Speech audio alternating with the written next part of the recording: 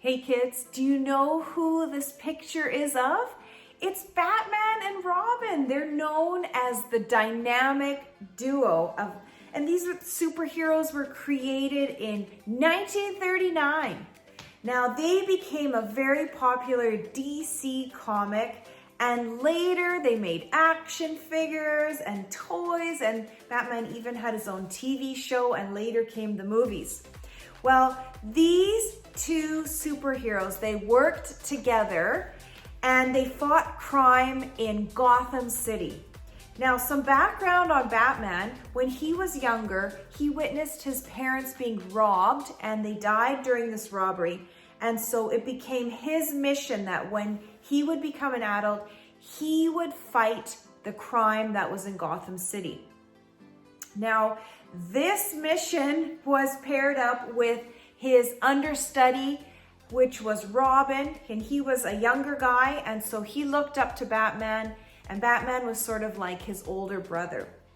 Now, whenever there was danger in Gotham City, there would be this beam of light that shot out through the night sky, and it alerted Batman and Robin that they needed to go and fight crime. And their biggest enemy, as you know, his name was the Joker. And he used fear to scare people, and he was very evil and a really corrupt guy. Now, Batman, his real name is Bruce Wayne. And Bruce Wayne is a billionaire.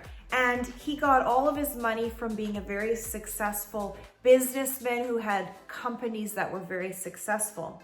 And he would use this money to finance his really cool gadgets that he had, and he had a bat cave. And nobody knew that Bruce Wayne was Batman because he would always dress up in disguise at night in this costume, and he'd have that cool Batmobile. I don't know if you've ever seen it. But those cool gadgets, you can see there's a picture of them on the screen, and you can see his Batmobile. He had a bat cycle as well. Now, as we've been comparing the Marvel and DC superheroes with real heroes of the Bible, we're going to take a look at today's latest character, and his name is Moses.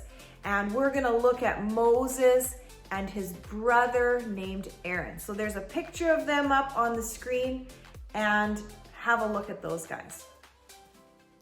So kids, I want to share with you that dynamic duo of Moses and Aaron, and they're so similar in a way to our Batman and Robin story that as I'm telling you their story, I want you to see if you can find some similarities between Moses and Batman. Now, you can read their story in the Old Testament in the book of Exodus, and your reading plan wants you to read chapters 2, 3, and 4. You can see that right there, Exodus 2, 3, and 4. And if you like this story, you can keep reading. Now, there was a man named Moses, and when he was born to a family of Israelites. And the Israelite people, they were living in a land called Egypt. And at the time, there was a ruler there called the Pharaoh. He was the king. And he did not like the Israelites, the Hebrew people. He oppressed them, and he made them live under slavery. That means they had to work really, really hard, and they didn't get paid for anything. And the slave drivers, they would whip them if they weren't working fast enough or hard enough. Conditions were awful for them. Now, one day, Pharaoh said, I want all of my soldiers to go and throw all the baby boys who are Hebrew to be thrown into the Nile River. Now, there was a family. They had a baby boy, and they didn't want their baby to die, so they hid him away. And one day his mom realized, they're going to discover him. I need to do something. So she wrapped him up in blankets, and she put him in a basket, and she sent him down the Nile River. And Moses, he had a calling on his life, and he was going to use him to do something really great.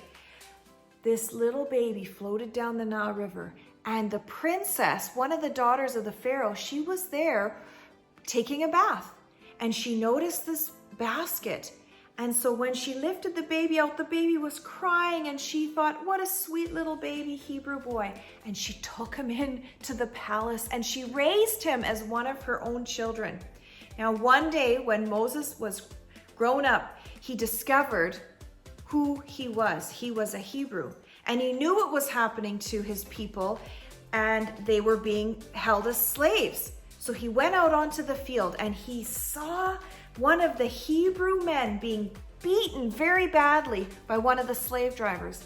And he got so mad that he actually killed that slave driver, and he buried his body in the sand. But word got out what Moses had done, and Pharaoh found out. And Moses realized, I am going to be captured and killed. I need to run for my life. So he escaped to the country, the area called Midian. And from there, he spent 40 years living in Midian. He became a shepherd. He married. He had children. Now, one day he had taken his sheep, and he was off in the wilderness, and he was close to Mount Sinai. And he saw this light, this bright light in the distance. So he went closer, and as he went closer, he discovered that's a bush on fire, but it's not burning up. What is going on? And as he approached the bush, the Lord God spoke to him. Now, God had heard his people in Egypt cry out to him, save us, help us, Lord. And so he had a plan. He was going to use Moses and Aaron for his plan of deliverance. And he said to Moses, you will go back to Egypt, and you will set my people free. Now, it wasn't Moses who was going to set them free, it was God, but he was using him as his instrument to accomplish this. Now, Moses, did he say, oh yeah, sure, I'm ready to go? No, he was very hesitant. He was thinking, me? You're going to use me to go back to that horrible ruler? There was a new Pharaoh in power.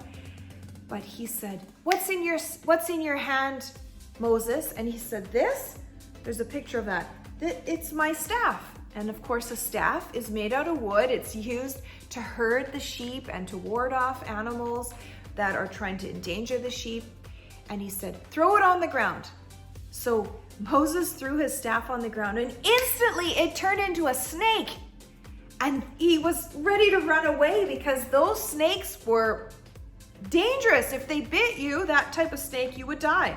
But God said, Moses, pick him up by the tail. And as soon as he did, it turned back into a staff. And he gave him 2 other signs after that. But Moses said, Lord, I can't speak very well. How am I going to go before the Pharaoh and the Israelites? And God said, I will send you a helper. I'm going to send you with your brother Aaron. And right now, I'm preparing him to meet you right now. And together, the 2 of you are going to go, because Aaron, he's a gifted speaker, and he is going to speak on behalf of both of you. So they went back to Egypt, and they spoke to their people, the Israelites, and told them what God's plan was. And then they went to the Pharaoh and they said, this is what the Lord has told us. You need to let us go into the wilderness to worship. And of course, God hardened Pharaoh's heart. And I don't know if you've heard of these 10 plagues before, but they had to go through all of these plagues, the Egyptians, because Pharaoh wouldn't let the slaves go. He didn't want to let them go. But finally, after the worst plague, he said, go, I need you to leave. And this was how God helped his people to be set free. And later they went and crossed the Nile River, and Moses was commanded to lift his staff over the Red Sea, and the waters parted and the people crossed through on dry land. And there was all these different miracles that happened. I just love this story. And we see God's amazing power at work. So So kids, I'm gonna go get Hedgie, and there's just one more thing I wanna share with you before we go to our prayer and song. Hey Hedgie, I'm glad you're with us. Now kids and Hedgie, I've got this sign here. Hedgie, do you know what this says? No? Oh yeah, I forgot you can't read. Kids, do you know what this says? This sign says, I am not alone. Now, was Moses alone? No. Moses' helper was Aaron. And was Batman alone? No. Who was his helper? Robin. Now, kids, are you alone? No. Even if your parents go away or your friends go away and you're in a room by yourself, you know who's always with you? You know. That's right. Jesus is always with you. Now, Jesus says he will never leave you nor forsake you. That means he is always going to be with you in the fun times, in the sad times, in the bad times, in the hard times. He promises to always be with us. And he says he'll never forsake us. That means he'll never abandon us. Now, I know that Moses and Aaron, they had each other, but you know who else they had? They had God on their side. That was the only way that they were able to go and do what they needed to do, right? It was through his power. Now, we have our dynamic duo, Hedgie, and that's always with Jesus. He's right there. We can't see him, but I know he's with me. He's here. And don't forget that Jesus, he has more power than all the superheroes' power put together. And that's someone who I want on my side at all time. I don't know about you. So kids, I hope you've been enjoying these superhero lessons, these heroes of the Bible. Why don't we take some time to pray? God, I thank you that you promised to never leave us nor forsake us. We are never alone, and I thank you that you are always with us. You go before us, you give us the strength, and when things are hard and sad and they don't go the way that we want them, we know that you're there beside us to comfort us and to help us. Thank you for this day, in Jesus' name. All right, let's end off with our song. And next week, Miss Cassandra, she has our last hero of the Bible and our last superhero, and you don't want to miss that. See you next time.